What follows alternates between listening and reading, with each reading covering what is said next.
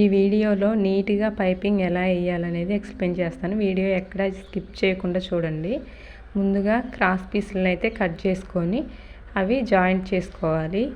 తరువాత వాటిని ఒక సైడు వీడియోలో చూపించిన విధంగా ఒక సైడ్ ఫోల్డ్ చేసి స్ట్రైట్గా మొత్తం కుట్టేసుకోవాలి.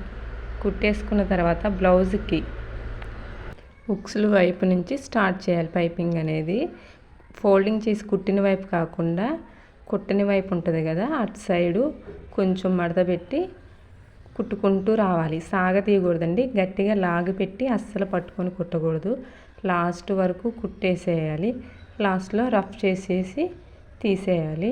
తీసేసాక నేను చూపించిన విధంగా పైన వేలుతో గీసుకోవాలి. గీసుకున్నాక ఈసారి చూపించిన విధంగా ఖర్చు ఉంది చూసారా, మనం కుట్టింది ఆ ఖర్చుని కిందికి అనేసి థ్రెడ్ అనేది పైన పెట్టి కుట్టాలి. మనం నెక్ పీస్కని కుట్టాం కదా, అది ఫోల్డ్ చేయాలి. ఈ థ్రెడ్ లాగినా రాకుండా ఒక మూడు అనేది వేసుకుంటే స్టిఫ్గా ఉంటుంది. మనం కుట్టేటప్పుడు అది బయటకు అనేది రాకుండా ఉంటుంది. ఇప్పుడు రఫ్ చేసుకొని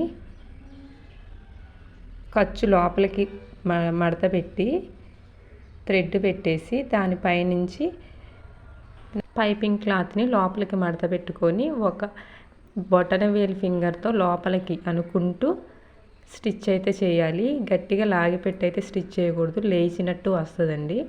లాగిపెట్టి కాకుండా లూజ్గా పట్టుకొని స్టిచ్ అనేది చేయాలి.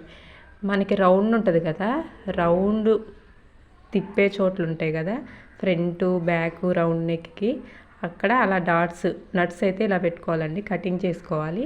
అప్పుడు లోపలికి మడత పెట్టేటప్పుడు స్టిఫ్గా పట్టేయకుండా మడత అనేది లోపలికి ఫోల్డింగ్ మంచిగా నీట్గా అవుతుంది అనమాట. నీట్గా వస్తుంది. అలా కటింగ్ చేయకుండా కుడితే లేచినట్టు ఉంటుంది, పైపింగ్ నీట్గా అనేది రాదు. అయిపోయింది. రఫ్ చేసేసి తీసేసి దారం అయితే కట్ చేసేసాను.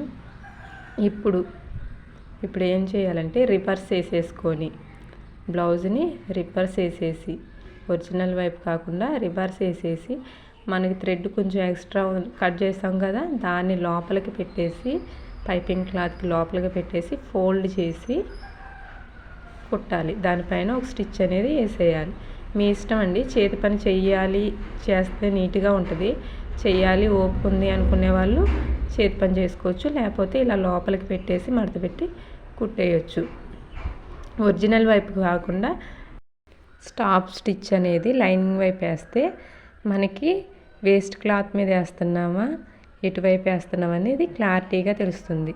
వీడియో నచ్చినట్లయితే ప్లీజ్ లైక్ చేయండి, షేర్ చేయండి, సబ్స్క్రైబ్ చేయండి. Thank you for watching. By by.